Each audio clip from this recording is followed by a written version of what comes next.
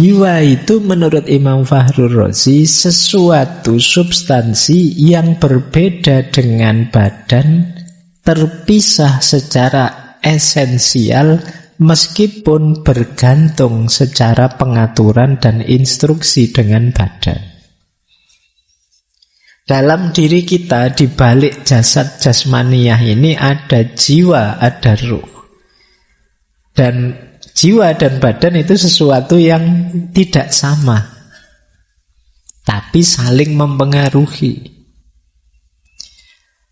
Jasad kita, badan kita kemana seperti apa dipengaruhi oleh jiwa kita.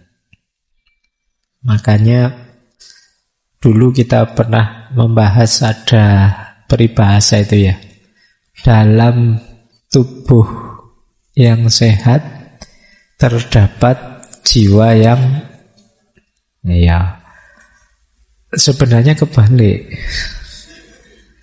Kalau jiwanya sehat, dia akan mengarahkan tubuh untuk jadi sehat.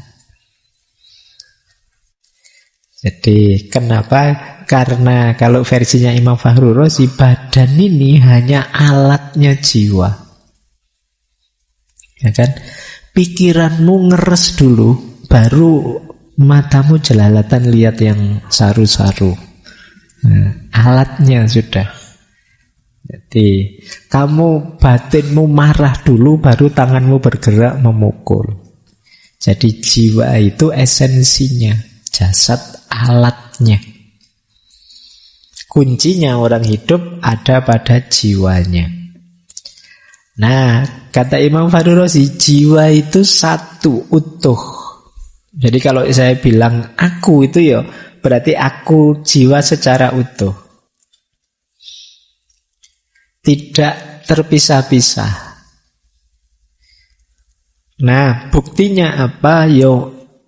Kalau kita sedang senang, seluruh anggota tubuh kita ikut mengekspresikan kesenangan, kegembiraan. Kalau kita sedang sakit, seluruh anggota tubuh kita ikut mengekspresikan kesakitan.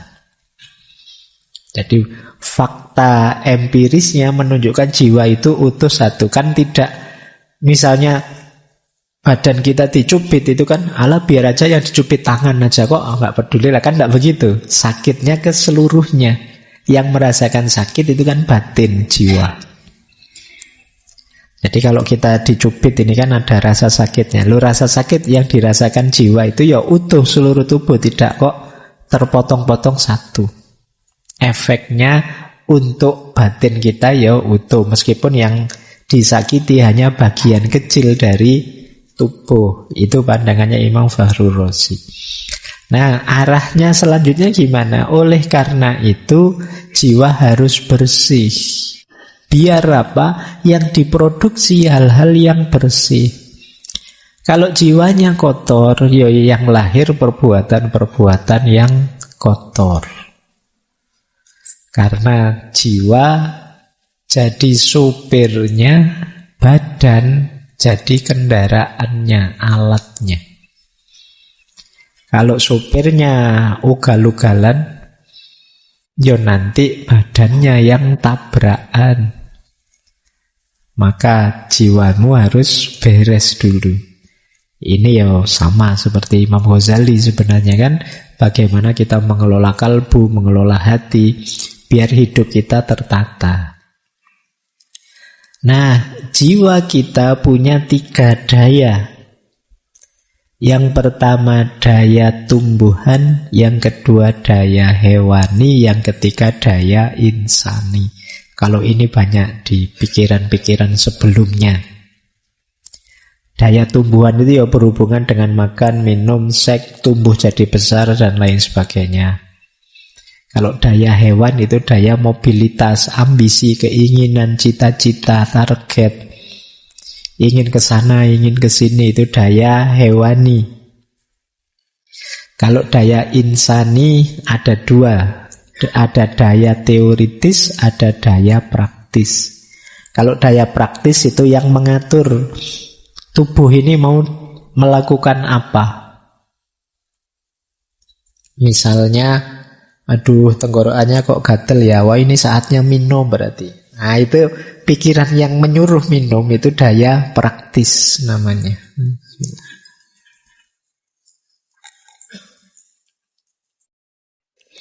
Kalau daya teoritis itu ya isinya pengetahuan-pengetahuan a priori. Ada akal potensial, ada akal properti, ada akal aktual, ada akal mustafad. Akal potensial itu kemampuan berpikir kita in potensi. Akal properti itu in potensi itu maksudnya yang belum digunakan, masih potensi saja. Kalau kalian bilang, sebenarnya saya itu pinter loh Pak, tapi kok pinternya tidak keluar-keluar ya, akalmu akal potensial. Masih potensi saja, tidak aktual. Akal properti itu ya akal yang masih ketika berhubungan dengan dunia luar, kemudian menyerap informasi, sehingga dari situ dapat info-info, pengetahuan-pengetahuan. Kemudian akal aktual, ini sudah praksis menganalisis. Ada akal mustafad. Akal mustafad itu akal perolehan, tanpa mengalami sesuatu, tanpa melihat keluar, kita mendapatkan insight, pencerahan. Itu namanya akal mustafad. Jenis-jenis ladunia itu kadang disebutnya akal mustafad, bersumber langsung dari Allah, dicahayai kita, itu akal mustafad. Ini 3 daya jiwa. Jadi ada tumbuhan, ada hewan, ada insan. Berarti yang insani memang pencirinya manusia di berpikirnya. Kalau tumbuhan itu kalau orang pikirannya hanya kapan saya makan, bisa makan apa enggak, itu berarti jiwa kita yang lebih kuat daya tumbuhannya. Ada orang yang agresif, pokoknya kerja saja, ambisius, itu daya hewaninya kuat. Ada orang yang daya insaninya kuat. Nah, kalau misalnya hari ini Pak, generasi hari ini itu loh Pak, disebutnya generasi rebahan misalnya. Nah, rebahan itu kan yang geledak saja, tidur, nanti waktunya makan, waktunya minum, tidak pernah keluar rumah, begitu keluar sudah tingginya nambah, sudah. Nah, ini daya tumbuhannya kuat berarti. Ya, tidak apa-apa. Ya lumayan, paling tidak kan tumbuh jadi besar. Oke, jadi itu yang ada dalam diri kita. Ya masing-masing ada perannya, jangan dimatikan, tapi juga jangan berlebihan. Ya kita harus ngopenikan daya tumbuhan kita, ya kita harus makan, minum, kawin.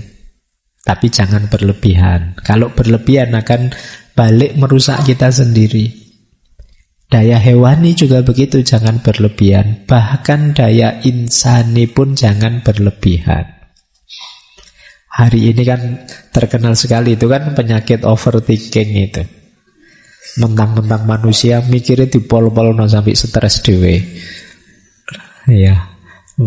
Kan tidak ada kok misalnya kok kambingmu apa ayammu, wah ayam saya jangan-jangan overthinking itu, bahkan tidak mungkin. Sejak tadi kok muter-muter di situ, enggak. Yang bisa overthinking itu manusia tok. Karena dia bisa mikir. Nah, overthinking ya termasuk jenis berlebihan dalam berpikir. Makanya kalau mengikuti Imam Ghazali kan semuanya harus tengah-tengah. Tengah-tengahnya daya tumbuhan itu namanya iffah. Iffah itu mampu menjaga diri, menjaga kehormatan diri. Kalau orang hanya nyari duit saja, tidak peduli yang lain, orang hanya mikir perutnya sendiri, itu kan kehormatannya akan jatuh. Maka yang pas saja, biar kamu masih terhormat di mata masyarakat, makanya namanya iffah. Yang kedua daya hewani. Daya hewani itu ya orang memang harus punya cita-cita, harus punya keinginan, tapi jangan berlebihan ambisius. Tengah-tengahnya namanya syaja'ah.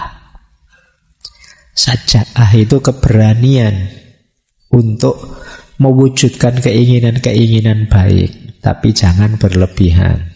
Kalau berlebihan ya daya hewaninya nanti bablas. Yang ketiga, daya insani. Kalau daya insani yang berpikir tadi, tengah-tengahnya namanya hikmah.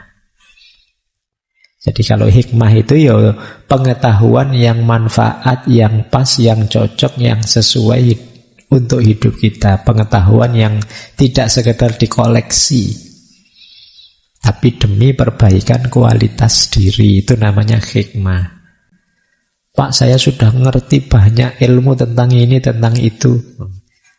Lah, tapi kok kamu kualitas hidupmu tidak meningkat? Tidak tahu ya Pak. Ya berarti kamu kurang hikmah.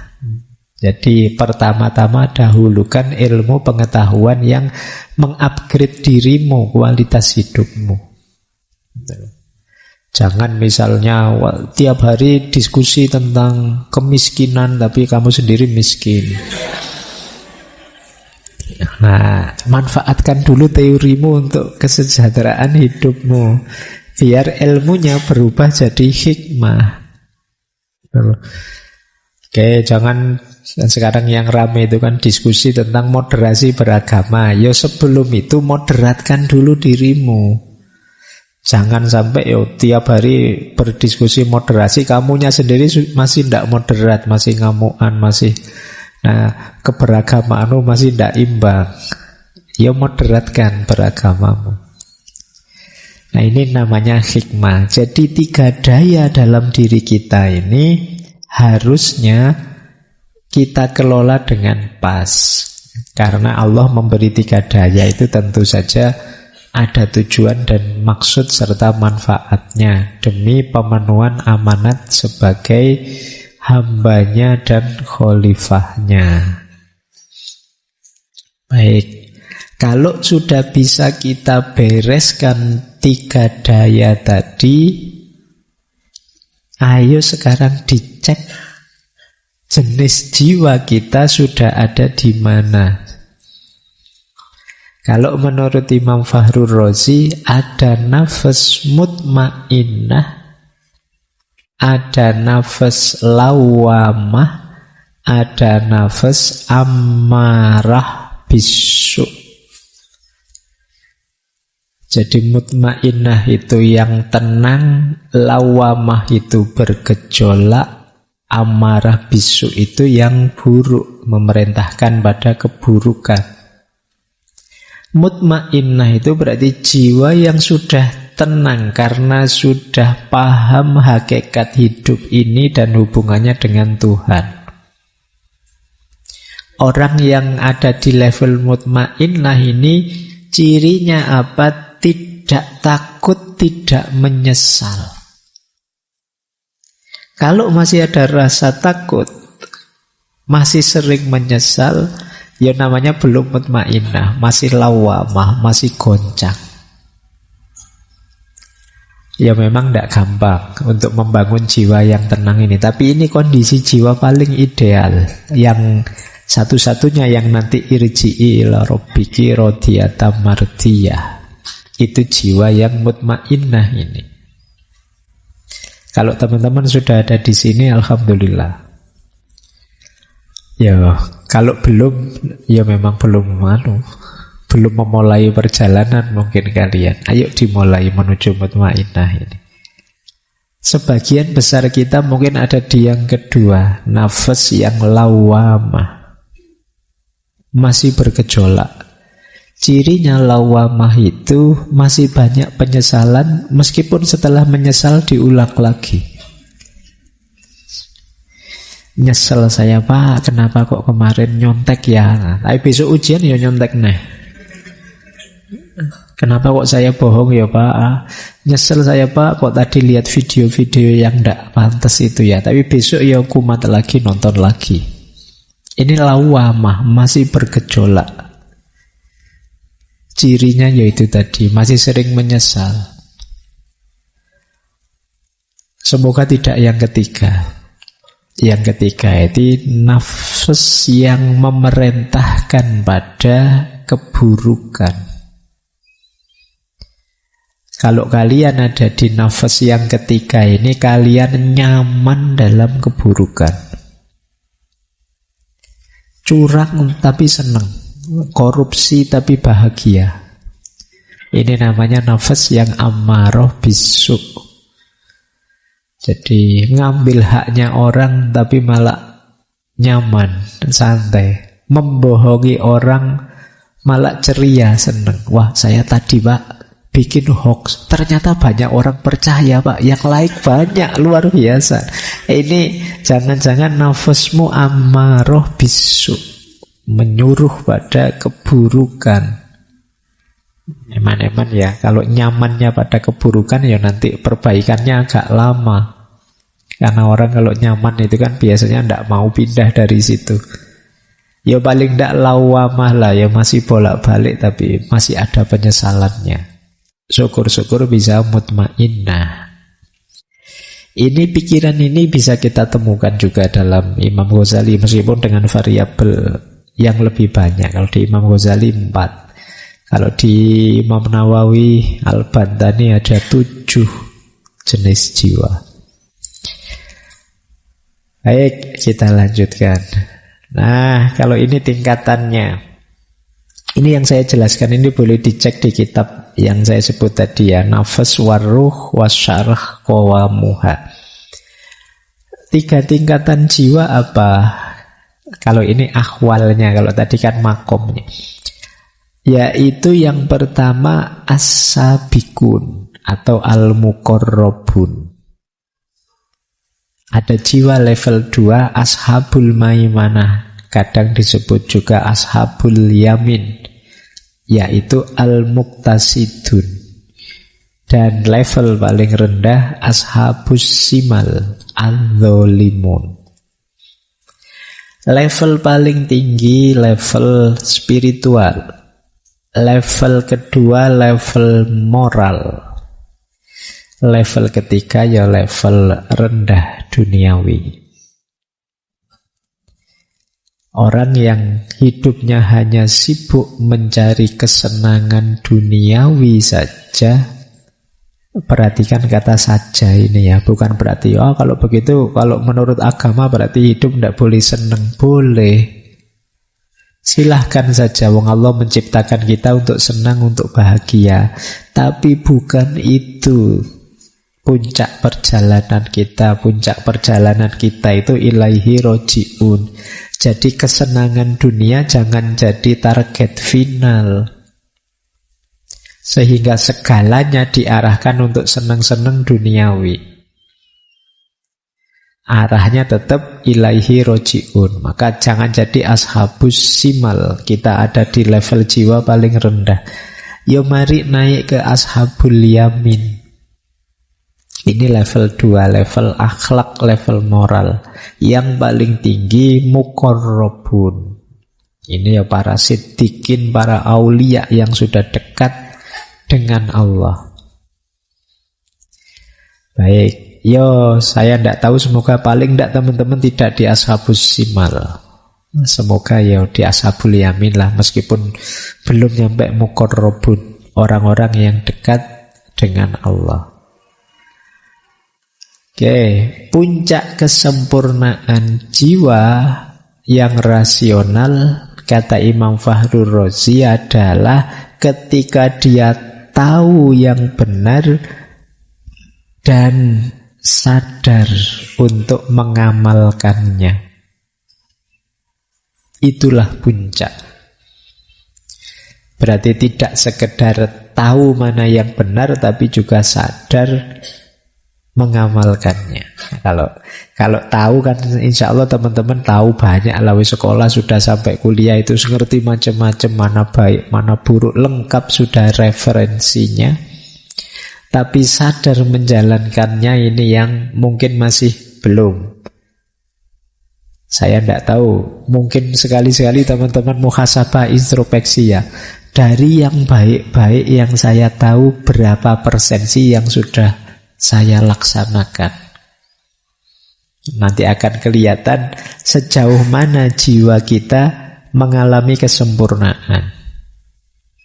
Tambah banyak prosentasenya, tambah utuh. Berarti kesempurnaan jiwa. Ya meskipun manusia tidak mungkin perfect, sempurna, tapi paling tidak menuju kesempurnaan. Inilah ideal yang ditetapkan oleh Imam Fakhrur Razi, bahwa ya anugerah paling besar dalam diri kita itu akal, rasio. Dia memuncak kondisi paling ideal ketika memahami kebaikan dan jadi pendorong kebaikan. Lahirnya amal baik. Saya lanjutkan. Oke, kalau ini saya ambil satu, saya kutipkan dari kitab Firasat tadi. Ya, saya ambil teori paling dasar ya. Kata Imam Fakhrur Razi, kalau tadi kan jiwa, kondisi jiwa, level jiwa. Kalau tindakan kita gimana? Kata Imam Fakhrur Razi, kalau tindakan itu sumbernya dua. Kebiasaan dan watak dasar atau fitrah. Kebiasaan diperoleh dari hasil pendidikan dan pelatihan-pelatihan. Kalau fitrah itu ya memang asali kita, asal kita begitu. Yang lebih diutamakan apa? Kebiasaan ini loh. Jadi kebiasaan itu karena lahir dari pendidikan, ya berarti ayo mendidik diri kita secara positif sehingga terbangun kebiasaan positif dan muncul karakter yang positif dalam diri kita. Karena dasarnya tindakan yang utama itu kebiasaan, berarti kuncinya adalah pembiasaan. Biasakan hidup di jalur keutamaan, kemuliaan, biar terbangun akhlak yang utama, akhlak yang mulia. Sering saya ilustrasikan, orang itu seperti apa dirinya tergantung apa yang dia biasakan. Apa yang dia biasakan itu biasanya sesuai dengan apa yang dia yakini. Apa yang dia yakini itu biasanya sesuatu yang dia mantap. Apa yang dia mantapi biasanya sesuatu yang dia pahami. Kalau tidak paham kan tidak bisa mantap. Dari mana bisa paham? Yo, proses pendidikan diri. Dari situ dapat ilmunya. Jadi dari pendidikan kita dapat ilmu. Ketika sudah paham kita tambah mantap. Ketika mantap kita yakin. Ketika yakin kita akan menjalankannya. Dan ketika kita istiqomah lama-lama terbiasa. Kalau sudah dibiasakan jadi akhlak. Jadi karakter kita. Kalau sudah jadi karakter, dia akan keluar secara otomatis.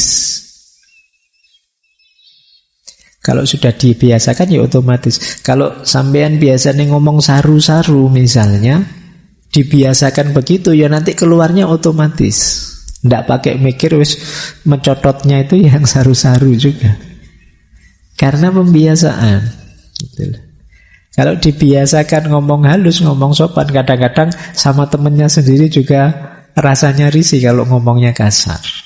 Kenapa? Karakter.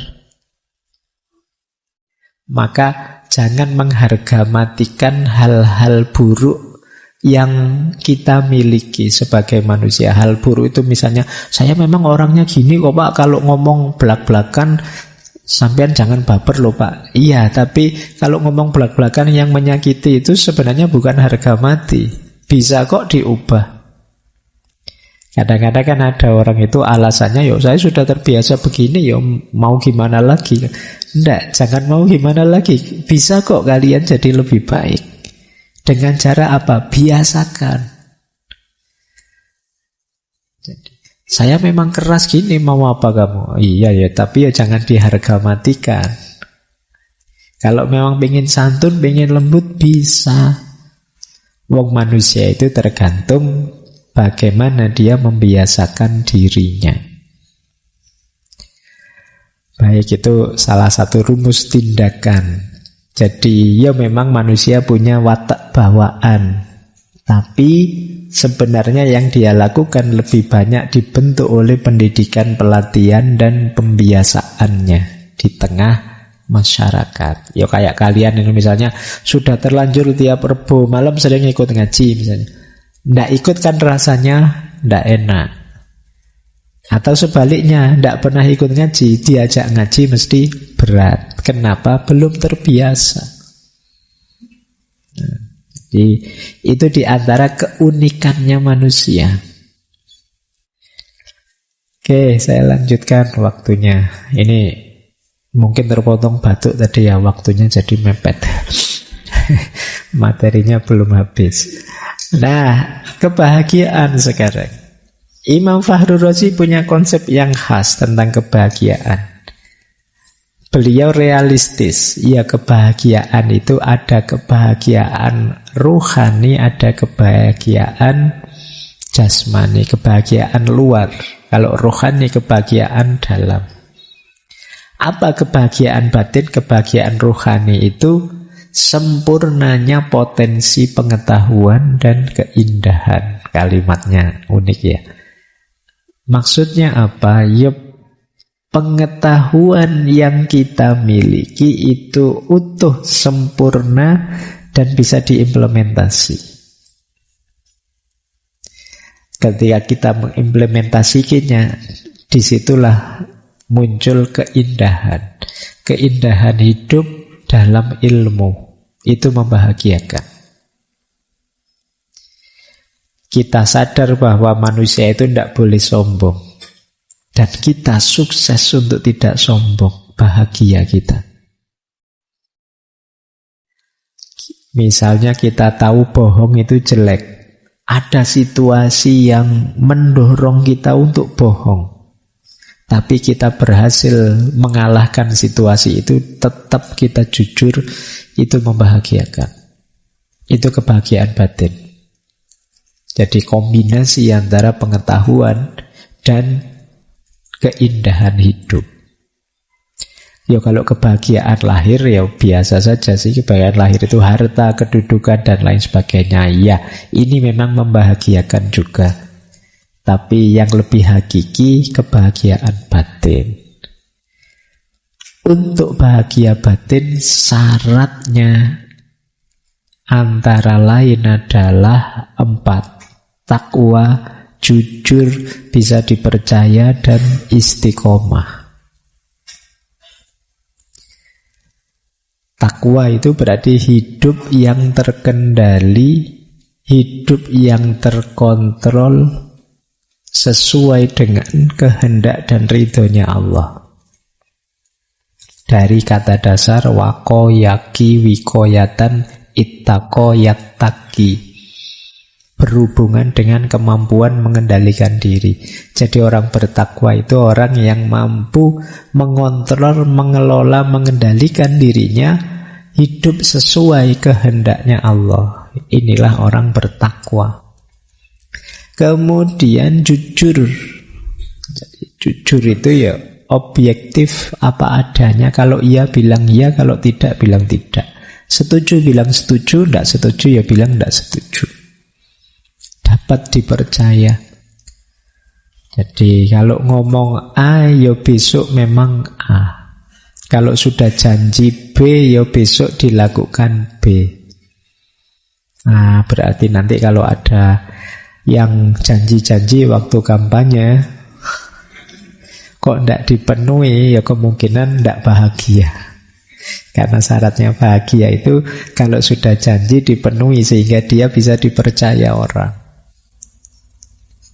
Dan istiqomah. Istiqomah itu tadi ya, membiasakan diri dalam kebaikan-kebaikan yang ingin kita jalankan.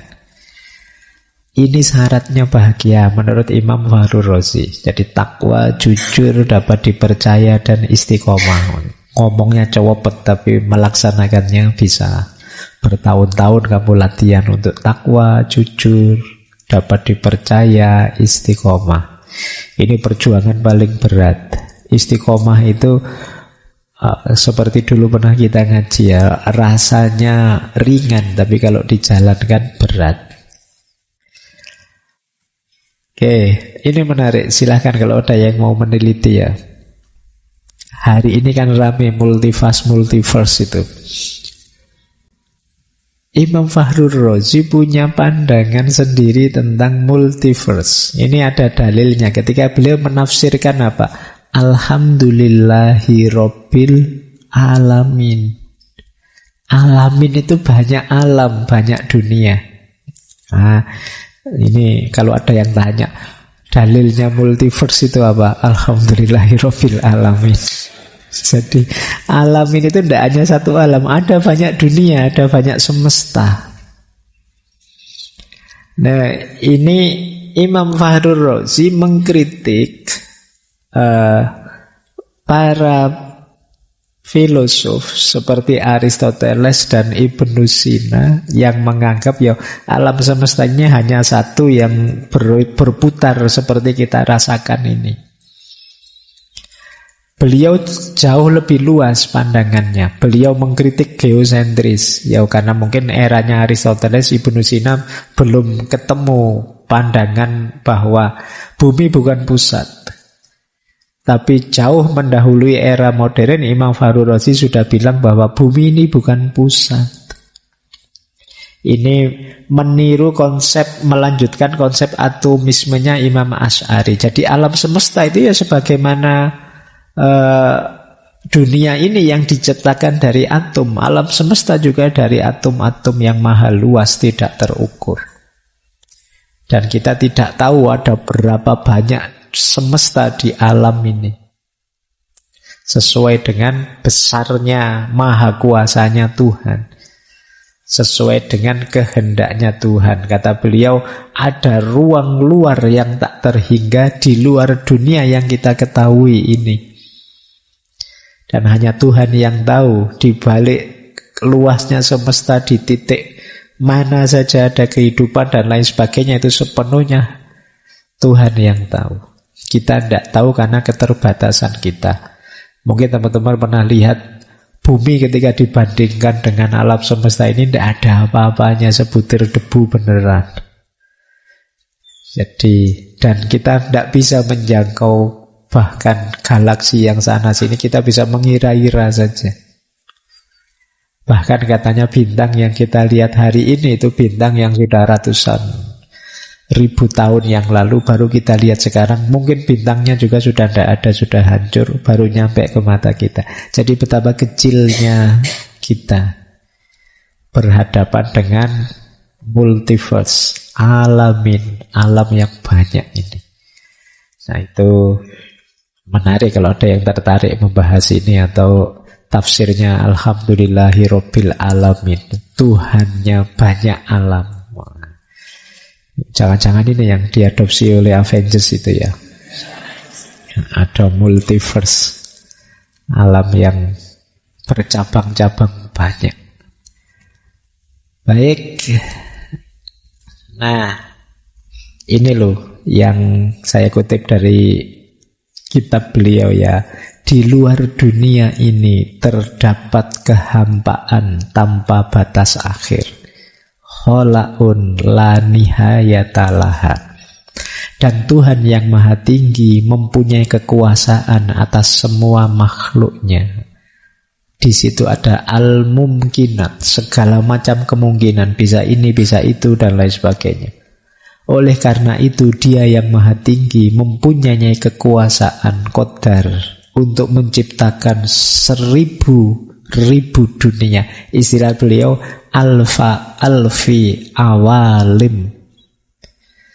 Jadi jutaan semesta di luar dunia ini sedemikian rupa sehingga masing-masing dunia tersebut lebih besar dan lebih masif dari dunia ini, serta mempunyai kemiripan dengan apa yang ada di dunia ini. Nah itu kan istilah punya kemiripan dengan dunia ini, itu kan yang dipakai. Oh itu mungkin jangan-jangan versi ngaji filsafat di semesta yang ke sana itu temanya tidak kayak gini, jamaahnya tidak kayak gini misalnya. Itu yang disebut alfi awalim. Argumen para filosof, dalailul falasifah yang menyatakan bahwa dunia ini hanya satu, adalah argumentasi yang lemah dan didasarkan pada premis-premis yang lemah. Oke, ini kata-kata beliau sendiri, orang yang ilmunya menyamudra, mutabakhir fil ulum, Syekh Fahruddin Ar-Razi. Nah, ini menarik. Ini ditulis di akhir-akhir hidup beliau.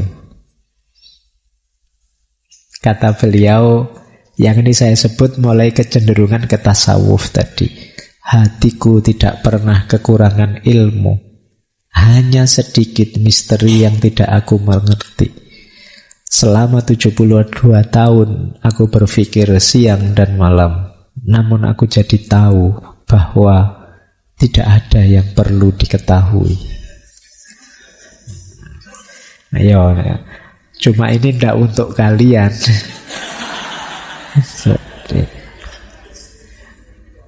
Jadi orang boleh komentar bahwa ternyata makanan ini tidak enak setelah dia memakannya. Yang belum makan tidak boleh komentar. Ini beliau bisa bilang begini setelah mengalami pengalaman 72 tahun itu. Kalau kalian ya berarti ini belum levelnya.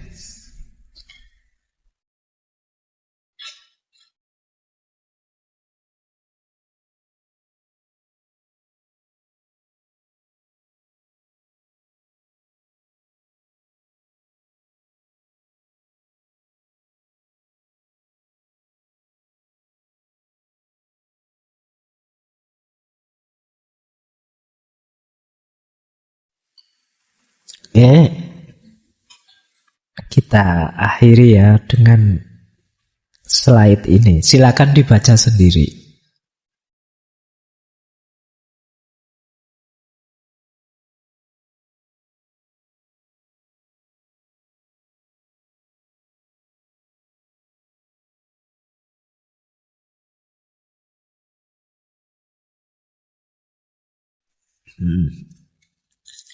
Ini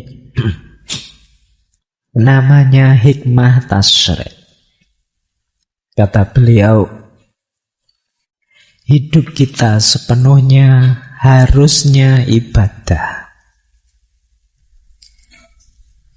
Ibadah mata adalah menangis. Tentu saja menangis yang berhubungan dengan agama. Ini saya menangis karena batuk. Jadi pas ibadah mata adalah menangis, nangis beneran cuma karena batuk. Nangis karena ingat dosa, nangis betapa kecil diri ini.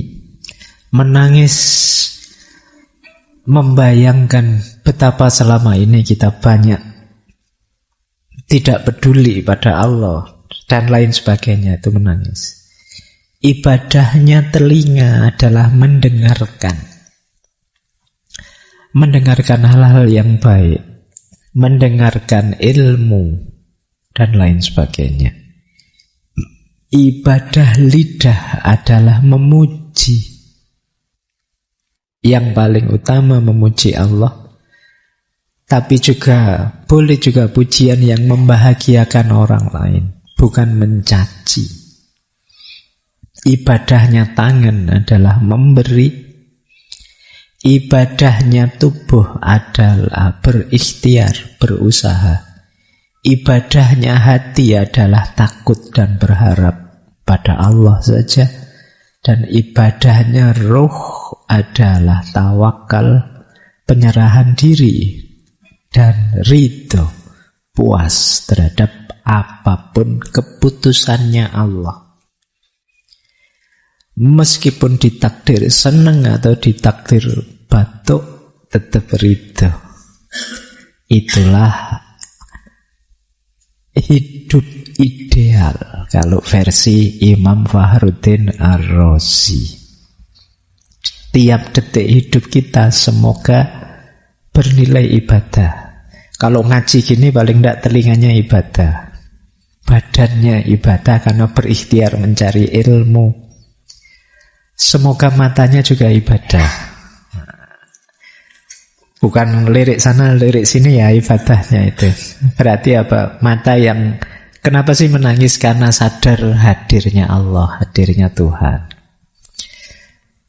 Kemudian seluruh anggota ruhnya juga semoga ibadah sambil cari ilmu, sambil tawakal, pasrah pada Allah. Inilah versi ideal kita menjalani hidup kalau menurut Imam Fakhruddin Ar-Razi.